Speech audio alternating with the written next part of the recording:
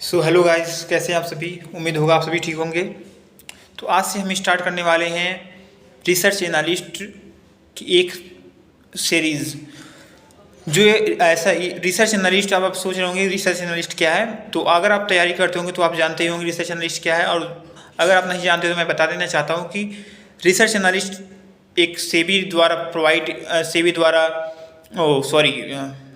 NSC द्वारा provide एक course है जो एनआईएसएम के अंतर्गत आता है। एनआईएसएम के अंतर्गत के अंदर बहुत सारे कोर्सेज, लगभग 29 कोर्सेज आते हैं, जिसमें एक रिसर्च एनालिस्ट है जिसमें हम बहुत सारी चीज़ों का स्टडी करेंगे।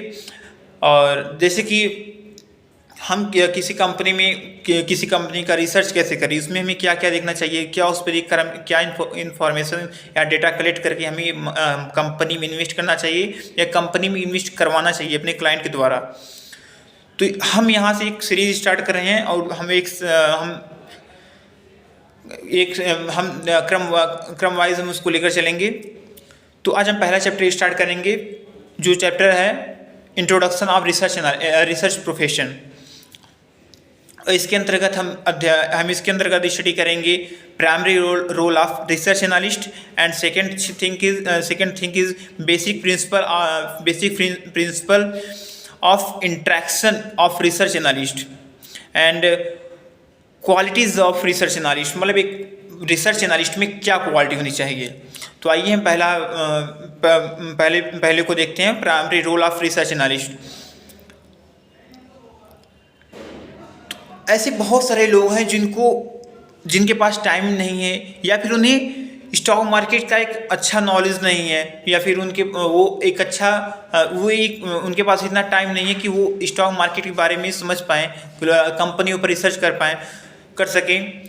तो वह क्या करते हैं कि वो एक ऐसे व्यक्ति को खोजते हैं, एक ऐसे पर्सन को सर्च करते हैं जो उनके पैसे को किसी अच्छे जगह इन्वेस्ट करे, एक ऐसे जगह इन्वेस्ट करे जो इन्फ्लेशन रेट को बीट कर सके, उनको पैसे भी गेन करवा सके। तो ऐसे व्यक्ति को वो खोजते हैं। और वो व्यक्ति कैसा होना चाहिए? वो व्यक्ति सेबी द्वारा रजिस्टर्ड एक रिसर्च एनालिस्ट होना चाहिए। सेबी आप सभी जानते होंगे, security exchange board of India, जो ओवरऑल मार्केट को कंट्रोल करता है, ओवरऑल शेयर मार्केट को कंट्रोल करता है। और सेकंड थिंग जो रिसर्च एनालिस्ट जो रिसर्च करते हैं, वो एक टाइम कंज्यूमिंग मैथड रिसर्च है। लाइक जब हम किसी कंपनी में रिसर्च करते हैं तो हम बहुत सारी बहुत सारी इंफॉर्मेशन को कलेक्ट करते हैं, बहुत सारे डेटा को कलेक्ट करते हैं। लाइकवाइज हम कंपनी के मैनेजमेंट का डेटा कलेक्ट करते हैं। हम मतलब कि देश में क्या चल रहा है, इकोनॉमी के बारे में डेटा कलेक्ट करते हैं। हमारी इन्फ्लेशन रेट क्या है, हमारी अनएम्प्लॉयमेंट रेट क्या है। ऐसे बहुत सारी चीज़ों का हम स्टडी करते हैं। उसके बाद आ जाता है हमारा macro and micro economy. Macro micro economy. आप सोच रहे होंगे ये माइक्रो इकोनॉमी है क्या? तो मैं आपको बता देना चाहता हूँ कि माइक्रो इकोनॉमी इज दैट जब कभी आप किसी इंडिविजुअल पर्सन या इंडिविजुअल कंपनी पर रिसर्च करते हैं। लाइक अगर आप रिलायंस इंडस्ट्रीज पर रिसर्च करते हैं कि इसका मैनेजमेंट कैसा है, हमें इस कंपनी में इन्वेस्ट करना चाहिए कि नहीं, तो ये आपका माइक्रो इकोनॉमी हुआ। अगर जैसे ही आप अगर खुद पे आप रिसर्च करना चाहिए, जैसे कि आप अपने घर में हमारे प्रतिदिन का खर्चा कितना है, हमारे एक्सपेंस कितने हैं, हमारी अर्निंग कितनी है, इस पर आप अगर इंफॉर्मेशन कलेक्ट करते हैं, डेटा कलेक्ट करते हैं, तो ये आपका माइक्रो इकोनॉमी हुआ। पर वही अगर आप देश में पूरी कंपनी पर रिसर्च करने लगे, देश की जीडीपी कितनी आ रही है, देश का जीएनपी कितना हो रहा है, देश का एनएनपी कितना हो रहा है, तो ये सब हमारा माइक्रो इकोनॉमी में कलेक्ट होता है। और अगर हम कंपनी पे अगर कि गैस सेक्टर है, जो कंपनी मान लीजिए जो कंपनी तेल को रिफाइन करती है, वो कंपनी जो सेक्टर है, सेक्टर पर ही अगर रिसर्च करें तो ये आपका माइक्रो इकोनॉमी में आएगा। और अगर आप इंडिविजुअल आप अपने घर में अगर आप डेटा कलेक्ट करते हैं तो वो माइक्रो इकोनॉमी, और अगर कई सारे घरों का अगर आप डेटा कलेक्ट करते हैं तो ये माइक्रो इकोनॉमी। एक और एग्जांपल मैं देता हूं आपको। 500 गांव हैं, 500 गांव में 25 लाख लोग रहते हैं, 25 लाख लोग रहते हैं। अगर आप किसी एक गांव में ये डेटा कलेक्ट करने के लिए गए कि इस गांव की पॉपुलेशन कितनी है, तो ये आपका माइक्रो इकोनॉमी होगा। और अगर आप जो 500 गांव हैं उन सब गांवों का पॉपुलेशन कलेक्ट करने के लिए जाएंगे तो ये माइक्रो इकोनॉमी होगा। ये जो चीज़ छोटे पैमाने पर होती है उसे हम माइक्रो कहते हैं, और जो चीज़ बड़े पैमाने पर होती है उसे हम माइक्रो कहते हैं। Okay. And second thing is industry analysis related to your selected company on which research into be done.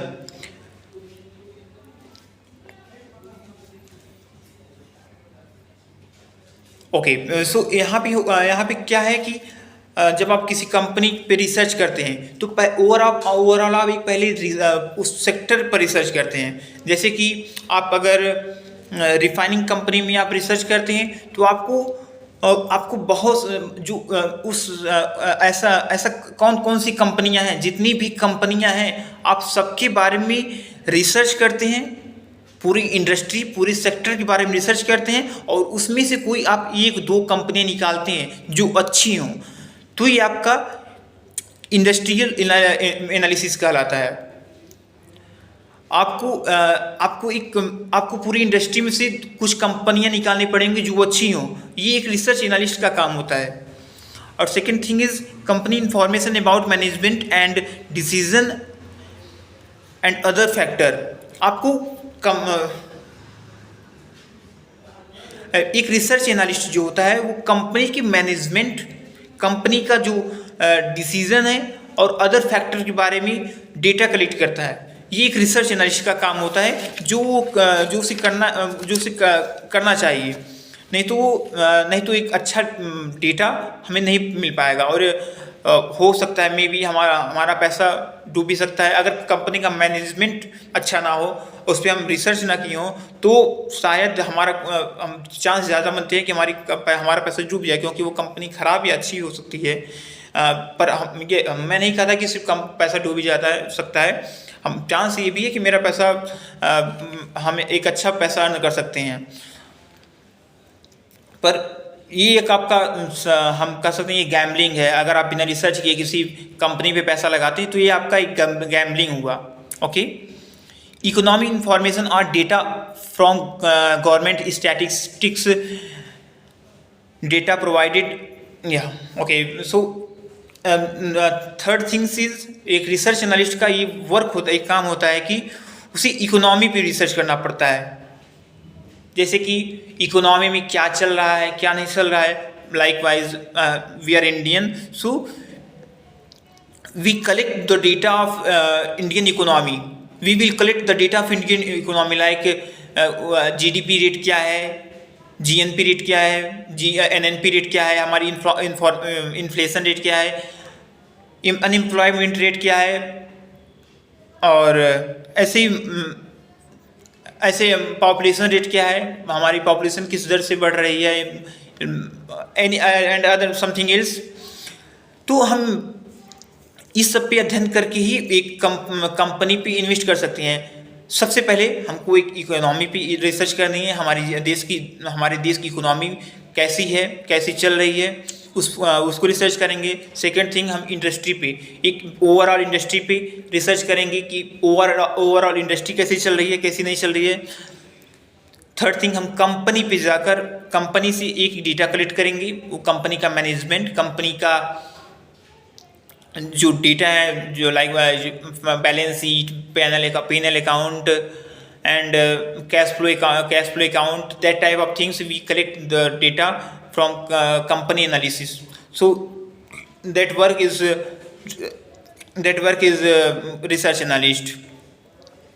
और हम इकोनॉमिक पर डेटा कहाँ से कलेक्ट कर सकते हैं? इकोनॉमिक डेटा हम RBI की वेबसाइट से कलेक्ट कर सकते हैं. हम इंडियन मॉनेटरी फंड IMF, आप सब सुने होंगे, international monetary fund IMF, world bank से, एशियन डेवलपमेंट बैंक से आप इकोनॉमिक डेटा कलेक्ट कर सकते हैं. और कंपनी का स्पेसिफिक जो डेटा है, एक किसी कंपनी के बारे में आप जो डेटा कलेक्ट करना चाहते हैं, तो वो डेटा आप उसकी एनुअल रिपोर्ट से, उसकी क्वार्टरली रिपोर्ट से, और भी कंपनी में जो बोर्ड मीटिंग्स होती हैं उससे आप डेटा कलेक्ट कर सकते हैं. और next things is analysis and decision making process is equal to quantitative and qualitative factor. जो हम एक डिसीजन बनाते हैं किसी कंपनी में इन्वेस्ट करने का, किसी कंपनी में इन्वेस्ट ना करने का, वो डिसीजन हम कंपनी के क्वालिटेटिव एंड क्वांटिटेटिव फैक्टर के एनालिसिस करने के बाद ही हम बनाते हैं. अब आप सोच रहे हैं क्वालिटेटिव एंड क्वांटिटेटिव में डिफरेंस क्या होगा? तो क्वालिटेटिव, जैसा कि नाम से ही लग रहा है, क्वालिटी. ओके, सो क्वालिटेटिव एनालिसिस मीन्स जब आप कंपनी का मैनेजमेंट देखते हैं, कंपनी कितने वर्षों पुरानी है, कंपनी का क्वालिटी कैसा है, कंपनी में CEO कौन है, वो एक अच्छा पर्सन, एक्सपीरियंस पर्सन है, ये सब हम देखते हैं. कंपनी का मतलब कि किसी कंपनी पे हम रिसर्च करने से पहले उसका हम मैनेजमेंट ही देखते हैं. मैनेजमेंट में उसका CEO अच्छा है, ख़राब है, उसके डायरेक्टर्स अच्छे हैं, ख़राब हैं, उसके डायरेक्टर्स पर कोई केस तो नहीं है, उसके CEO पर कोई केस तो नहीं है, उसका चेयरमैन कौन है, वो कंपनी खुद प्रॉफिट चाहती है कि आप लोगों को भी प्रॉफिट करवाना चाहती है. That type of things we can see qualitative analysis. And what is quantitative analysis? Quantity, जैसे कि बात हमें नाम से ही पता चल रहा है, क्वांटिटी मात्रात्मक, वी कैन से इन हिंदी लैंग्वेज मात्रात्मक विश्लेषण. So quantitative analysis is when we see companies P&L account, cash flow account, balance sheet, that type of things we can see. We say quantitative analysis factors. Okay, so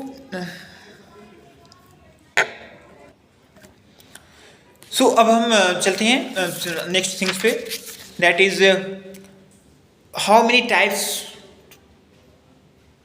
types is research analyst. Like there are 3 types of research analyst: sell side analyst, buy side analyst, and third is individual research analyst. Sell side analyst क्या होते हैं? ऐसे advice जो आपको publicly available होते हैं. Like आप TV में न्यूज़ देखते होंगे, CNBC, जी न्यूज़, जी बिजनेस न्यूज़, बिस्तक, ऐसे ही बहुत सारे न्यूज़ चैनल हैं जहाँ पे आप ये सुनते होंगे कि हमें रिलायंस का शेयर अब होल्ड करना चाहिए, हमें बाई करना चाहिए, हमें कब सेल करना चाहिए.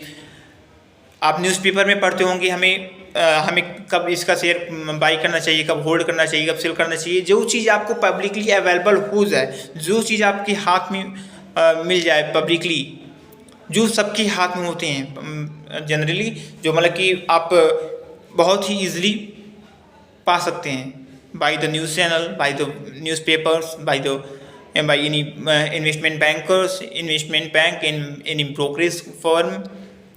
बहुत सारी ब्रोकरेज फर्म में हैं जो जब आप ब्रोकरेज अकाउंट ओपन करेंगे तो आपको उसमें बहुत सारे ब्रोकर्स जो होते हैं आपको सजेस्ट करते हैं कि आपको कौन सा शेयर बाई करना चाहिए, कौन सा शेयर सेल करना चाहिए. तो यहाँ पे जो ऐसे जो आपको सजेशन प्राप्त होते हैं मिलते हैं, वो एक सेल साइड एनालिस्ट रिसर्च करके आपको प्रोवाइड करता है। और second thing is by side analyst.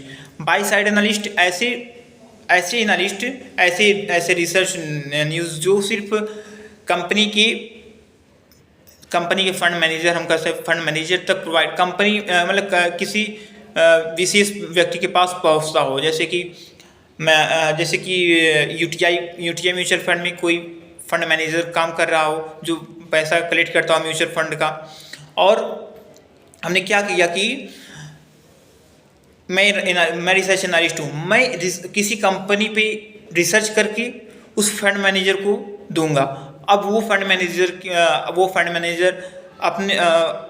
अपने हिसाब से वो उसको थोड़ा और एनालाइज करेगा। उसके बाद वो उस कंपनी पे लोगों का जो पैसा कलेक्ट करता है वो पैसे लगाता है, वो पैसा इन्वेस्ट करता है।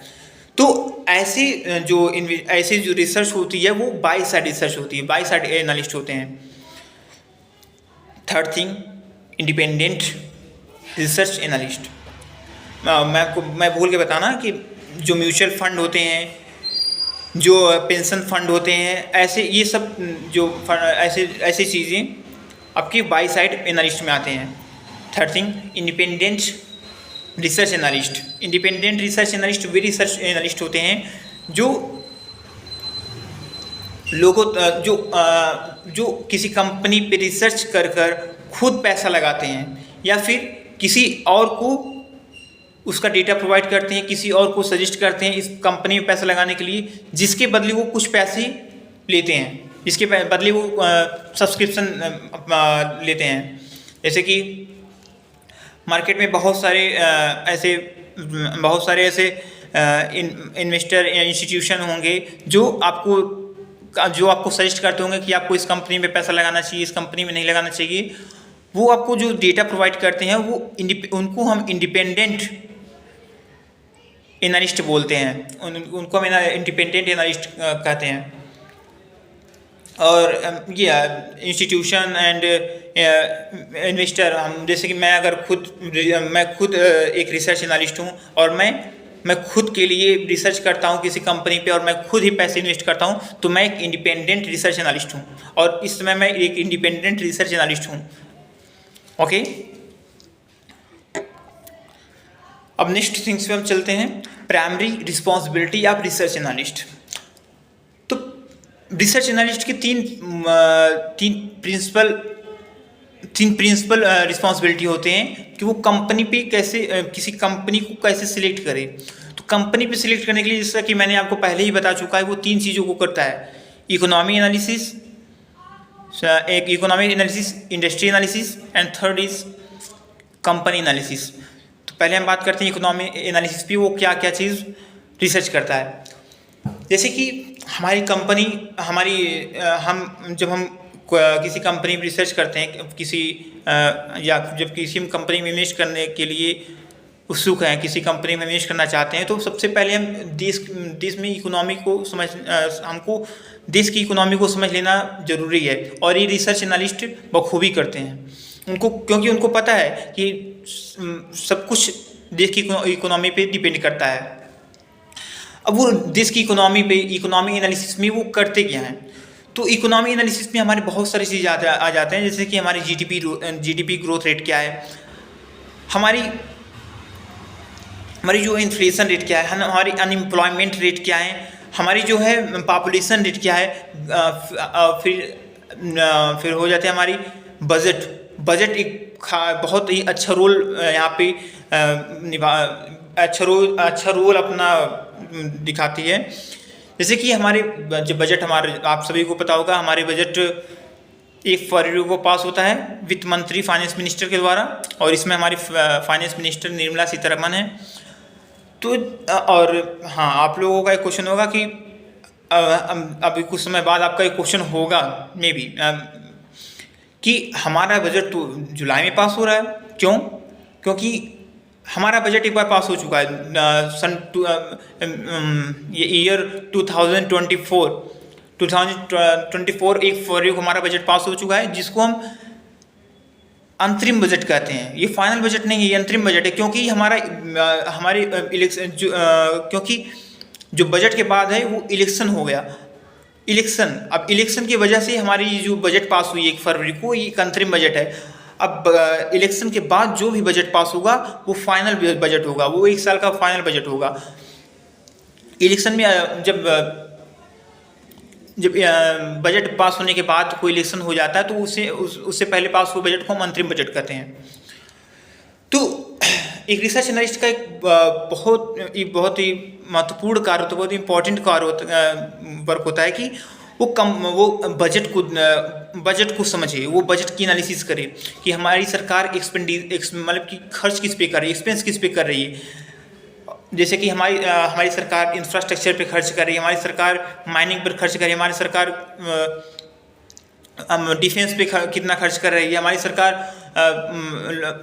जो है कुछ योजनाओं पे क्या खर्च कर रही है, किस योजना पर कितना खर्च है, किस योजना पर कितना खर्च नहीं कर रही है। और हमारी सरकार का जो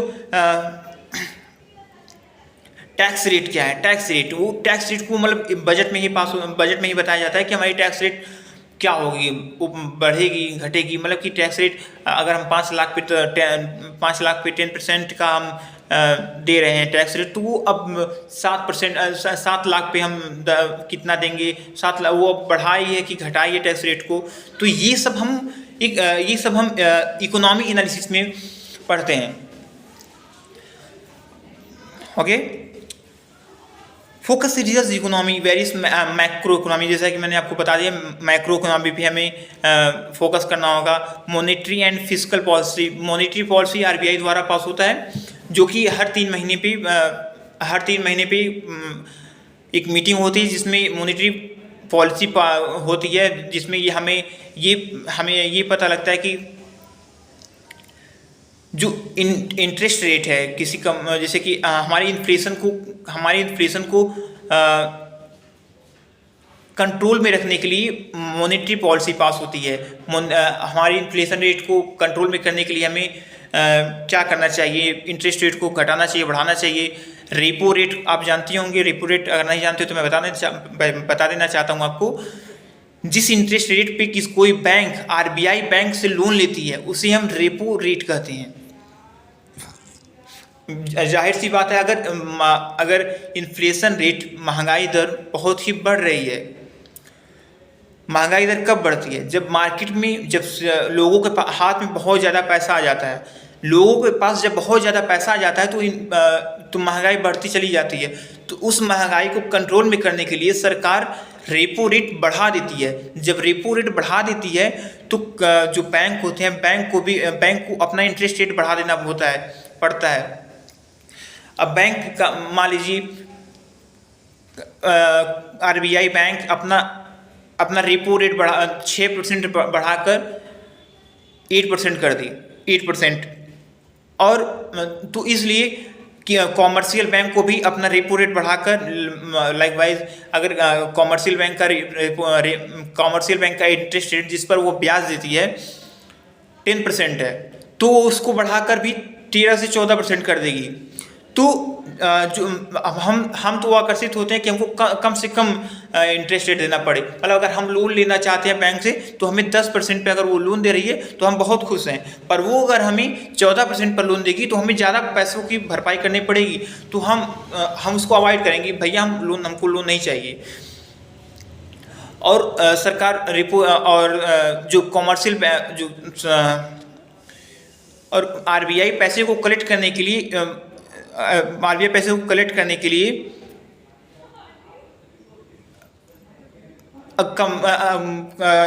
के लिए बॉन्ड इशू करती है।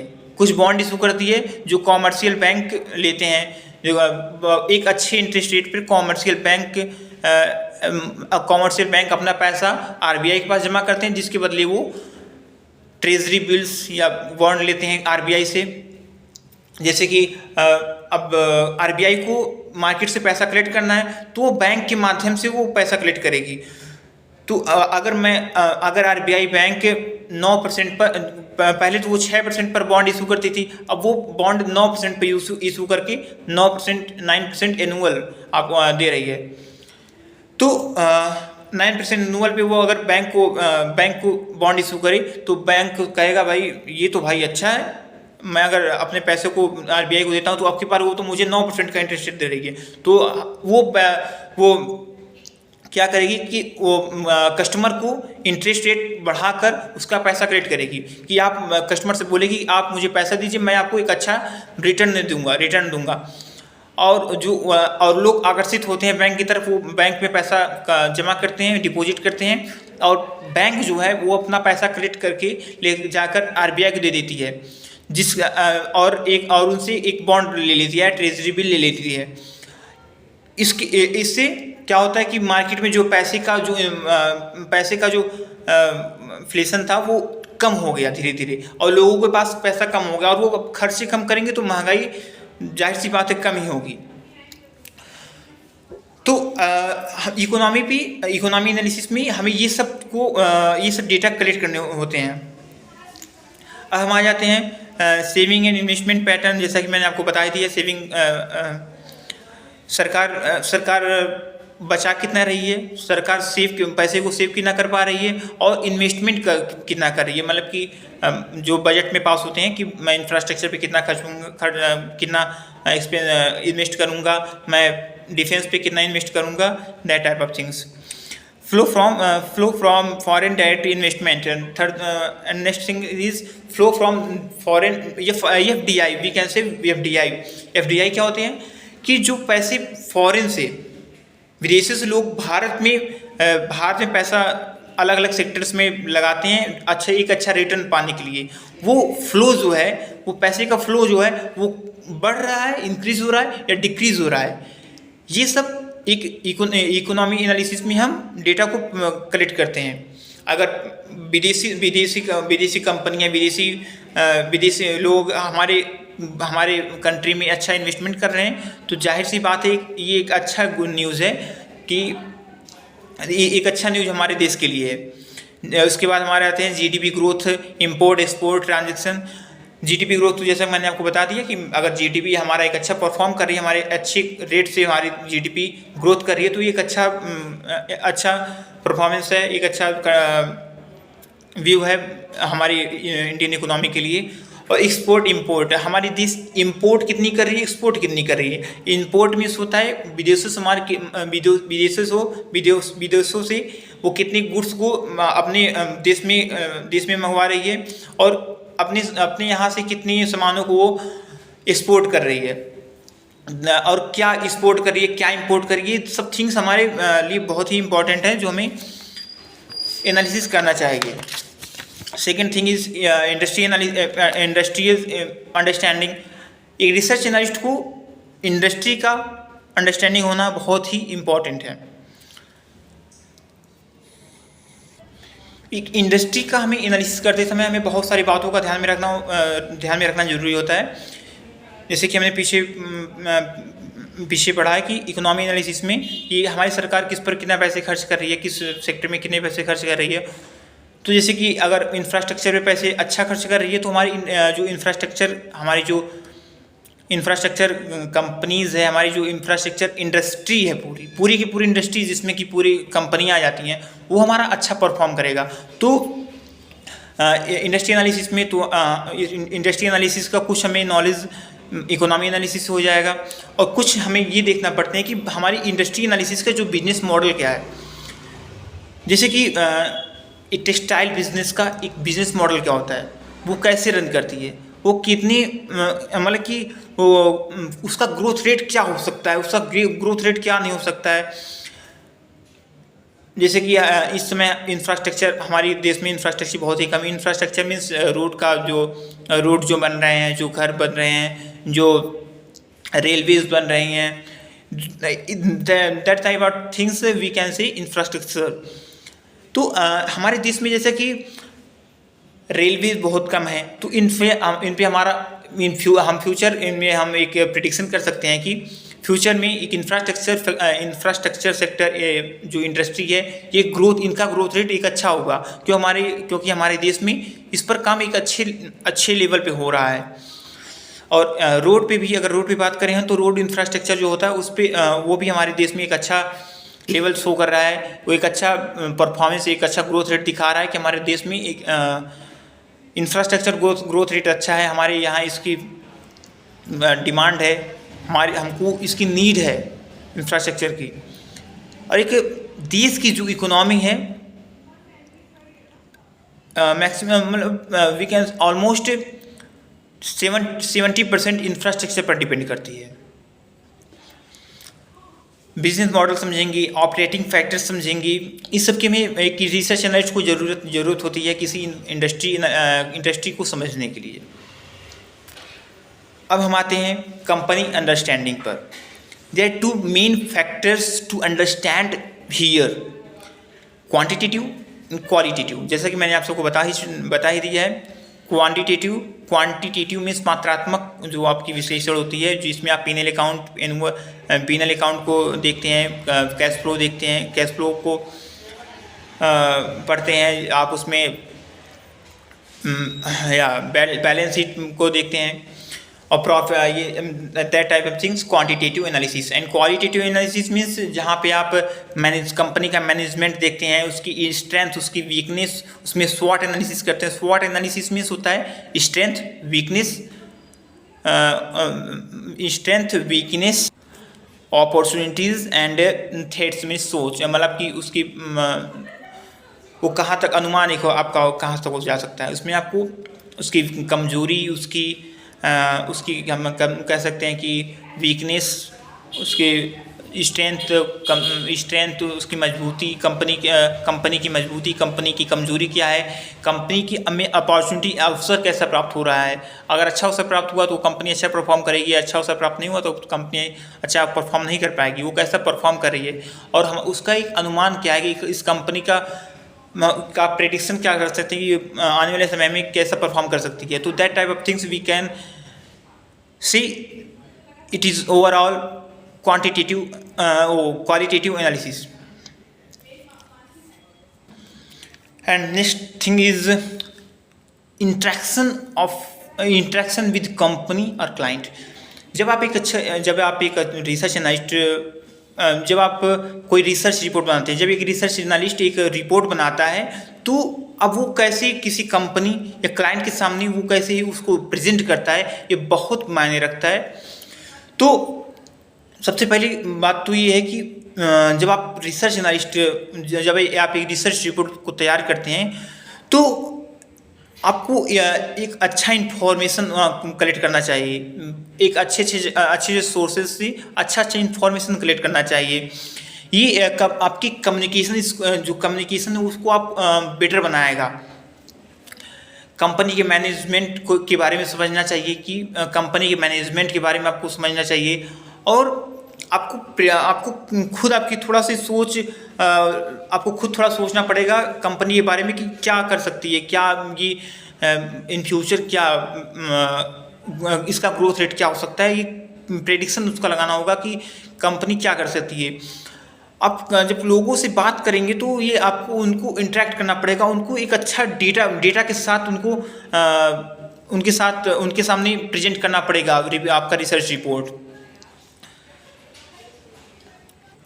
और आपका जो रिसर्च एनालिस्ट में रिसर्च रिपोर्ट में आपकी क्लियरिटी होनी चाहिए, आपका रिसर्च रिपोर्ट में क्लियरिटी होनी चाहिए, आप जो क्वेश्चन करते हैं उसमें क्लियरिटी होनी चाहिए, आप जो क्वेश्चन पूछते हैं उसमें भी क्लियरिटी होनी चाहिए। जब आप एक क्लियर वे में एक अपनी इंफॉर्मेशन को, अपनी रिपोर्ट को रिप्रेजेंट करेंगे, तब जाकर एक क्लाइंट, एक कंपनी में इन्वेस्ट करने के लिए तैयार होगी या आपकी प्रेजेंटेशन को एक्सेप्ट करेगी। So that type of things, how to communicate people, you must have to learn about this. Without communication, you cannot survive. You cannot survive, leave any company. You cannot या we can से आप मतलब कि आप कोई भी company में survive नहीं कर सकते हैं, आप डिजर्व भी नहीं करते हैं अगर आपको कम्युनिकेशन नहीं आता। कोई कंपनी आपको एक्सेप्ट ही नहीं करेगी अगर आपको आपके पास एक कम्युनिकेशन स्किल नहीं है। और एक रिसर्च एनालिस्ट के पास कम्युनिकेशन स्किल का होना बहुत ही इम्पॉर्टेंट है।